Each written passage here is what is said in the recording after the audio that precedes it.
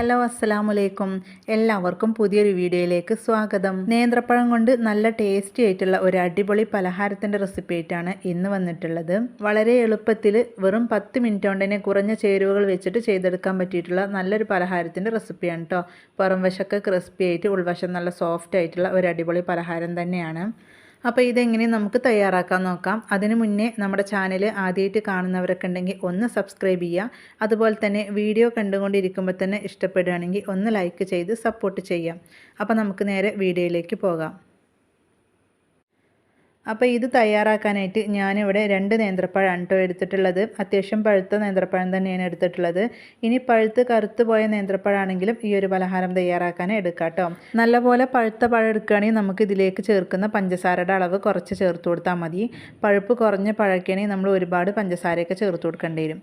ഇനി നമുക്ക് ഈ ഒരു പഴം ഒന്ന് കട്ട് ചെയ്തെടുക്കാം. അപ്പോൾ അതിന് വേണ്ടിയിട്ട് ഞാനിവിടെ 4 ആക്കിയിട്ടാണ് കേട്ടോ കട്ട് ചെയ്തെടുക്കുന്നത്. അപ്പോൾ അതാ നമ്മൾ ഒരു നേന്ത്രപ്പഴം കട്ട് ചെയ്തെടുത്തിട്ടുണ്ട്. അപ്പോൾ ബാക്കിയുള്ളതും ഇതുപോലെ തന്നെ ഒന്ന് കട്ട് ചെയ്തെടുക്കുക കേട്ടോ. നമുക്ക് എത്രയാണോ സ്നാക്സ് വേണ്ടത് അതിനനുസരിച്ച് എടുക്കുക കേട്ടോ. അപ്പോൾ ഞാനിവിടെ 2 നേന്ത്രപ്പഴമാണ് എടുത്തിട്ടുള്ളത്. അപ്പോൾ നിങ്ങൾക്ക് കൂടുതൽ വേണമെങ്കിൽ കൂടുതൽ നേന്ത്രപ്പഴം എടുക്കാം. അപ്പോൾ നേന്ത്രപ്പഴം നമ്മൾ കട്ട് ചെയ്ത് അവിടെ മാറ്റി വെച്ചിട്ടുണ്ട്. ഇനി ഇതുപോലെ ഒരു പാൻ എടുക്കുക. അതിലേക്ക് നെയ്യോ അല്ലെങ്കിൽ സൺഫ്ലവർ ഓയിലോ ചേർത്ത് കൊടുക്കുക കേട്ടോ. അപ്പോൾ ഞാനിവിടെ നെയ്യും സൺഫ്ലവർ ഓയിലും പാടെ മിക്സ് ചെയ്തിട്ടാണ് കേട്ടോ ചേർത്ത് കൊടുത്തിട്ടുള്ളത്. വെറും നെയ്യിൽ വേണമെങ്കിൽ നിങ്ങൾക്ക് വഴറ്റിയെടുക്കാം. എന്നിട്ട് നല്ലപോലെ ചൂടായതിന് ശേഷം മീഡിയം ഫ്ലെയിമിലേക്ക് ഇട്ട് കൊടുക്കുക കേട്ടോ. എന്നിട്ട് ഇത് നല്ലപോലെ ഒന്ന് വഴറ്റിയെടുക്കുക. എന്തായാലും ഇതൊരു 2 മിനിറ്റോളം നമ്മൾ വഴറ്റിയെടുക്കണം കേട്ടോ. അപ്പോഴേ നല്ലപോലെ ഒന്ന് ആയി കിട്ടുള്ളൂ. നല്ലപോലെ പഴുത്ത പഴക്കുകയാണെങ്കിൽ പെട്ടെന്ന് ആയി കിട്ടും. പഴം നല്ലപോലെ ഒന്ന് ചൂടായി വന്നിട്ടുണ്ട് കേട്ടോ. ഏകദേശം ഇപ്പോൾ 1 മിനിറ്റോളം ആയിട്ടുണ്ട്. ഇനി ഇതിലേക്ക് പഞ്ചസാരയാണ് കേട്ടോ ചേർത്ത് കൊടുക്കുന്നത്. നമുക്ക് എത്രയാണോ മധുരം വേണ്ടത് അതിനനുസരിച്ച് പഞ്ചസാര ചേർത്ത് കൊടുക്കുക കേട്ടോ. അപ്പോൾ ഇത് അത്യാവശ്യം നല്ലപോലെ മധുരമുള്ള പഴമാണ്. അപ്പോൾ അതുകൊണ്ട് ഇതിലേക്ക് ഞാൻ 1.5 ടേബിൾ സ്പൂൺ മാത്രമാണ് പഞ്ചസാര ചേർത്ത് കൊടുക്കുന്നത്. അപ്പോൾ അതൊരു പാകത്തിനുള്ളൊരു മധുരമായിരിക്കും. പഞ്ചസാര ചേർത്തിട്ട് നല്ലപോലെ ഇളക്കി കൊടുക്കുക കേട്ടോ. പഞ്ചസാര ചേർത്തിട്ടുണ്ടെങ്കിൽ പഴം നല്ലപോലെ ഒന്ന് സോഫ്റ്റായിട്ട് വരും. അപ്പോൾ പഞ്ചസാരയൊക്കെ നല്ലപോലെ ഒന്ന് മെൽറ്റായിട്ട് വന്നിട്ടുണ്ട് കേട്ടോ. ഇനി ഇതിലേക്ക് തേങ്ങ ചിരവിയതാണ് ചേർത്ത് കൊടുക്കുന്നത്. ഒരു 3/4 കപ്പോളം തേങ്ങ ചിരവിയത് ചേർത്ത് കൊടുക്കുന്നുണ്ട്. എന്നിട്ട് ഇത് വീണ്ടും ഒന്ന് മിക്സ് ചെയ്ത് കൊടുക്കുക. ഈ ഒരു സമയത്ത് പഴം 3/4 ഭാഗം മാത്രം കേട്ടോ കുക്കായിട്ടുള്ളൂ. അപ്പോൾ 1 മിനിറ്റോളം നമുക്ക് ഇതുപോലെ ഇളക്കി കൊടുക്കുക. അപ്പോൾ തേങ്ങ നല്ലപോലെ റോസ്റ്റായിട്ട് കിട്ടും ചെയ്യും. പഴം നല്ലപോലെ ഒന്ന് കുക്കായിട്ട് കിട്ടും ചെയ്യും. അത്യാവശ്യം നല്ല രീതിയിൽ കുക്കായിട്ട് നമ്മളൊന്ന് ഉടച്ചെടുക്കണം. പഴവും തേങ്ങയ്ക്ക് ഇപ്പോൾ നല്ലപോലെ മിക്സായി വന്നിട്ടുണ്ട് കേട്ടോ. പഴം ഞാനൊരു തവി വെച്ചിട്ട് നല്ലപോലെ ഉടച്ചെടുത്തിട്ടുണ്ട്. ഇങ്ങനെ വേണം കേട്ടോ നമുക്ക് കിട്ടാൻ. ഇനി നമുക്ക് ഫ്ലെയിം ഓഫ് ചെയ്യാം. അതിന് മുന്നേ ഇതിലേക്ക് ഒരു 1/2 ടീസ്പൂണോളം ഏലക്കാപ്പൊടി ചേർത്ത് കൊടുക്കുന്നുണ്ട് കേട്ടോ. നല്ലൊരു ഫ്ലേവറിന് വേണ്ടിയിട്ടാണ് ചേർത്ത് കൊടുക്കുന്നത്. അപ്പോൾ നിങ്ങൾക്ക് വേണമെങ്കിൽ ചേർത്ത് കൊടുത്താൽ മതി, അല്ലെങ്കിൽ അത് ഒഴിവാക്കാവുന്നതാണ്. ഏലക്കാപ്പൊടിയും കൂടി ചേർത്തിട്ട് നല്ലപോലെ ഒന്ന് മിക്സ് ചെയ്തെടുക്കുക. എന്നിട്ട് നമുക്ക് ഫ്ലെയിം ഓഫ് ചെയ്യാം. അപ്പോൾ അതാ ഏലക്കപ്പൊടിയൊക്കെ ചേർത്തിട്ട് നല്ലപോലെ ഒന്ന് മിക്സാക്കി എടുത്തിട്ടുണ്ട്. അപ്പോൾ ഇങ്ങനെ മതി. ഇനി നമുക്ക് ഫ്ലെയിം ഓഫ് ചെയ്യാം കേട്ടോ. എന്നിട്ട് വേറൊരു പാത്രത്തിലേക്ക് മാറ്റി കൊടുക്കാം. ഇത് അത്യാവശ്യം ഒന്ന് തണുത്ത് വരണം. പഴത്തിൻ്റെ മിക്സ് നമ്മളവിടെ മാറ്റി വെച്ചിട്ടുണ്ട്. ഇനി ഇതുപോലെ ഒരു ബൗൾ എടുത്തിട്ടുണ്ട്. അതിലേക്ക് 1 കപ്പ് മൈദയാണ് കേട്ടോ ചേർത്ത് കൊടുക്കുന്നത്. ഇതിലേക്ക് ഒരു 2.5 ടേബിൾ സ്പൂണോളം അരിപ്പൊടിയാണ് ചേർത്ത് കൊടുക്കുന്നത്. നമ്മുടെ ഒരു പലഹാരം നല്ലപോലെ ക്രിസ്പി ആയിട്ട് കിട്ടാൻ വേണ്ടിയിട്ടാണ് കേട്ടോ അരിപ്പൊടി ചേർത്ത് കൊടുക്കുന്നത്. അപ്പോൾ ഞാനിവിടെ 1 കപ്പ് മൈദയ്ക്ക് 2.5 ടേബിൾ സ്പൂൺ അരിപ്പൊടിയാണ് ചേർത്ത് കൊടുത്തിട്ടുള്ളത്. ഇനി ഇതിലേക്ക് ഒരു പിഞ്ച് ഉപ്പും കൂടി ചേർത്ത് കൊടുക്കുക കേട്ടോ. നമ്മൾ മധുരമുള്ള ഒരു പലഹാരമാണല്ലോ തയ്യാറാക്കുന്നത്. അപ്പോൾ അതൊന്ന് ബാലൻസ് ചെയ്യാൻ വേണ്ടിയിട്ടാണ് ഒരു പിഞ്ച് ഉപ്പ് ചേർത്ത് കൊടുക്കുന്നത്. മൈദക്ക് പകരം നിങ്ങൾക്ക് ഗോതമ്പ് പൊടി വെച്ചിട്ടും ഇത് ഉണ്ടാക്കിയെടുക്കുക കേട്ടോ. മൈദ വെച്ചിട്ട് തയ്യാറാക്കുമ്പോഴാണ് നല്ല ടേസ്റ്റും അതുപോലെ തന്നെ നല്ല പെർഫെക്റ്റ് ആയിട്ട് കിട്ടുന്നത്. ഗോതമ്പ് പൊടി വെച്ചിട്ട് നമ്മൾ ചെയ്യുമ്പോൾ ഒന്ന് ഹെൽത്തി ആയിരിക്കും, പക്ഷേ ടേസ്റ്റ് കൂടുന്നത് മൈദ വെച്ചിട്ട് ചെയ്യുമ്പോഴാണ് കേട്ടോ. ഇനി ഇതിലേക്ക് 1/4 ടീസ്പൂണോളം ഏലക്കാപ്പൊടി ചേർത്ത് കൊടുക്കുന്നുണ്ട്. ഇനി ഇതിലേക്ക് 2 ടേബിൾ സ്പൂണോളം പഞ്ചസാര ചേർത്ത് കൊടുക്കുന്നുണ്ട്. ഈ ഒരു മാവിനുള്ള മധുരത്തിന് വേണ്ടിയിട്ടാണ് കേട്ടോ ചേർത്ത് കൊടുക്കുന്നത്. ഇനി ഇതിലേക്ക് ഞാനൊരു മുട്ടയാണ് ചേർത്ത് കൊടുക്കുന്നത്. 1 കപ്പ് മൈദക്ക് 1 മുട്ട ചേർത്ത് കൊടുക്കുക. ഇനി ഇതെല്ലാം കൂടെ ഒന്ന് യോജിപ്പിച്ചെടുക്കണം കേട്ടോ. നമ്മൾ കൈ വെച്ചിട്ട് തന്നെ ഈ ഒരു മുട്ടയുടെ നനവിൽ ഇത് നല്ലപോലെ ഒന്ന് മിക്സ് ചെയ്തെടുക്കുക. നമ്മളിതിൽ ഉപ്പും പഞ്ചസാരയൊക്കെ ചേർത്ത് കൊടുത്താണ്. അപ്പോൾ അതൊക്കെ നല്ലപോലെ ഒന്ന് മിക്സ് ചെയ്തെടുക്കണം.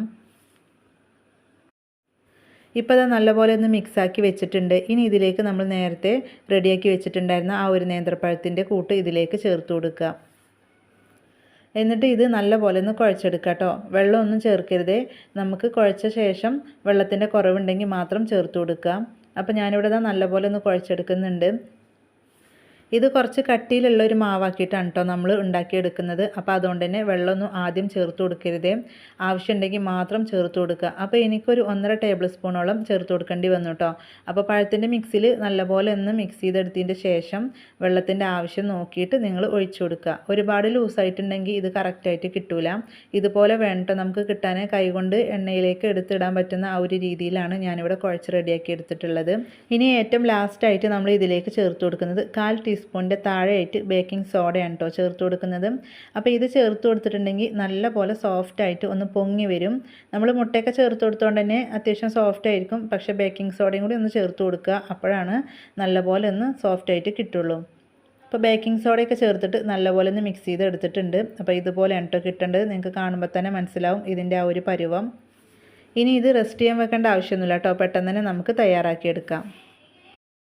അപ്പോൾ ഇത് ഉണ്ടാക്കിയെടുക്കാനുള്ള ഓയിൽ ഇവിടെ നല്ലപോലെ ചൂടായി വന്നിട്ടുണ്ട് കേട്ടോ. അപ്പോൾ മീഡിയം ടു ലോ ഫ്ലെയിമിലേക്ക് ഇട്ട് കൊടുത്തതിന് ശേഷം ഇതുപോലെ കൈകൊണ്ട് കുറച്ച് കുറച്ച് ഇട്ട് കൊടുക്കുക. ഫ്ലെയിം കൂട്ടി വെച്ച് കൊടുക്കരുതേ, പെട്ടെന്ന് കരിഞ്ഞു പോകും പഴമായതുകൊണ്ട് തന്നെ. അപ്പോൾ മീഡിയം ടു ലോ ഫ്ലെയിമിലേക്ക് ഇട്ട് കൊടുക്കുക കേട്ടോ. ഒട്ടും ഓയിലൊന്നും കുടിക്കൂല ഈ ഒരു സ്നാക്സ്.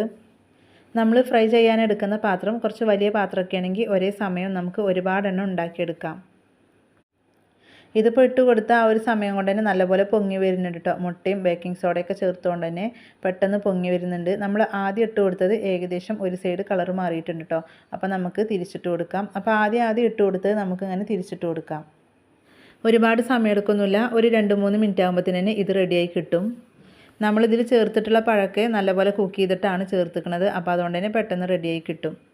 നേന്ത്രപ്പഴം കൊണ്ട് എളുപ്പത്തിൽ ചെയ്തെടുക്കാൻ പറ്റുന്ന ഒരു പലഹാരമാണ് കേട്ടോ ഇത്. നമ്മളെപ്പോഴും പഴംപൊരിയും കാര്യങ്ങളൊക്കെ ആണല്ലോ തയ്യാറാക്കൽ. അപ്പോൾ ഇതുപോലെ വെറൈറ്റി ആയിട്ടൊക്കെ ഒന്ന് തയ്യാറാക്കി നോക്കുക കേട്ടോ. കുട്ടികളൊക്കെ സ്കൂളിൽ വരുമ്പോൾ തയ്യാറാക്കി കൊടുക്കാൻ പറ്റിയിട്ടുള്ള നല്ല ടേസ്റ്റി ആയിട്ടുള്ള ഒരു പലഹാരമാണ്. അപ്പോൾ ഇതിൻ്റെ എല്ലാം ഒരു സൈഡ് ആയിട്ടുണ്ട് കേട്ടോ. ഇനി നമുക്കിതുപോലെയൊക്കെ ഒന്ന് തിരിച്ചിട്ട് കൊടുക്കാം. അപ്പോൾ ഇടയ്ക്കിടയ്ക്ക് നമ്മൾ ഇതുപോലെ ഇങ്ങനെ ഇളക്കി കൊടുക്കുക. അപ്പോൾ അതിൻ്റെ എല്ലാ വശം ഒരേ രീതിയിൽ കുക്കായിട്ട് കിട്ടും. ഈ ഒരു പലഹാരത്തിന് കുറച്ചും കൂടെ ഒന്ന് കളറ് വേണമെന്നുണ്ടെങ്കിൽ നമ്മൾ ഇതിലേക്ക് മാവ് തയ്യാറാക്കുന്ന സമയത്ത് കുറച്ച് മഞ്ഞൾപ്പൊടി ചേർത്ത് കൊടുക്കുക കേട്ടോ. പഴംപൊരിയൊക്കെ തയ്യാറാക്കുമ്പോൾ ചിലരൊക്കെ മഞ്ഞൾപ്പൊടി ചേർത്ത് കൊടുക്കാറുണ്ടല്ലോ. അപ്പോൾ അതുപോലെ വേണമെങ്കിൽ ചേർത്ത് കൊടുക്കുക. അപ്പോൾ ഇനി അത് ചേർത്ത് കൊടുത്താലും ഇല്ലെങ്കിലും ഇത് ഫ്രൈ ആയി വരുന്ന സമയത്ത് ഒരു ഗോൾഡൻ ബ്രൗൺ കളറായിട്ട് തന്നെ കേട്ടോ നമുക്ക് കിട്ടുക. ഏകദേശം ഇതിപ്പോൾ ഇവിടെ റെഡി ആയിട്ടുണ്ട് കേട്ടോ. ഇതിൻ്റെ കളറൊക്കെ മാറി തുടങ്ങിയിട്ടുണ്ട്. ഇതിന് നമ്മൾ കോരി മാറ്റിയിട്ട് കുറച്ച് കഴിയുമ്പോൾ തന്നെ അത്യാവശ്യം കളർ ആയിക്കോളും കേട്ടോ. അപ്പോൾ ഇനി ഒരുപാട് സമയം നമ്മൾ ഓയിലിൽ വെച്ചിട്ടുണ്ടെങ്കിൽ ഇതൊരു കരിഞ്ഞ ടേസ്റ്റ് ആയിരിക്കും. അപ്പോൾ നിങ്ങൾക്ക് കാണുമ്പോൾ തന്നെ അറിയാം ഇതിൻ്റെ ആ ഒരു കറക്റ്റ് പാകം. നിങ്ങൾക്കിത് കാണുമ്പോൾ തന്നെ അറിയാം നല്ലപോലെ പെർഫെക്റ്റ് ആയിട്ട് തന്നെ നമുക്കിത് കിട്ടിയിട്ടുണ്ട്. പുറം വശമൊക്കെ ക്രിസ്പി ആയിട്ട് ഉൾവശം നല്ല സോഫ്റ്റ് ആയിട്ട് തന്നെ കേട്ടോ കിട്ടിയിട്ടുള്ളത്. നമ്മൾ റെഡിയാക്കുന്ന മാവിനനുസരിച്ചായിരിക്കും നമുക്ക് ഈ ഒരു സ്നാക്സ് തയ്യാറാക്കിയെടുക്കാൻ പറ്റുന്നത്. അപ്പോൾ പ്രത്യേകം അത് ശ്രദ്ധിക്കുക, ഒട്ടും വെള്ളമൊന്നും കൂടാതെ കറക്റ്റ് പാകത്തിന് തന്നെ നമ്മൾ ഇതിൻ്റെ ആ ഒരു മാവ് തയ്യാറാക്കിയെടുക്കുക കേട്ടോ. ഇനി നമുക്ക് ബാക്കിയുള്ളതും ഇതുപോലെ തന്നെ ഉണ്ടാക്കിയെടുക്കാം. അപ്പോൾ നേരത്തെ പറഞ്ഞ പോലെ തന്നെ ഓയിൽ നല്ലപോലെ ചൂടാണെങ്കിൽ ഏറ്റവും ലോ ഫ്ലെയിമിലേക്ക് ഇട്ട് കൊടുക്കുക. എന്നിട്ട് കുറച്ച് ഇതുപോലെ ഇട്ട് കൊടുക്കുക. അപ്പോൾ അതാ നമ്മുടെ പലഹാരം ഇവിടെ റെഡി ആയിട്ടുണ്ട്. 1 കപ്പ് മൈദയും 2 നേന്ത്രപ്പഴമൊക്കെ ഉണ്ടെങ്കിൽ ഒരു പ്ലേറ്റ് നിറയെ നമുക്ക് ചായക്ക് കടി തയ്യാറാക്കിയെടുക്കാൻ പറ്റും കേട്ടോ. വൈകുന്നേരം കട്ടൻ ചായയുടെ കൂടെ കഴിക്കാൻ പറ്റിയ നല്ല ടേസ്റ്റി ആയിട്ടുള്ള ഒന്നാണ്. അപ്പോൾ നേന്ത്രപ്പഴം നിങ്ങളുടെ കയ്യിലുണ്ടെങ്കിൽ ഒരു തവണയെങ്കിലും ഇത് ട്രൈ ചെയ്ത് നോക്കണം കേട്ടോ.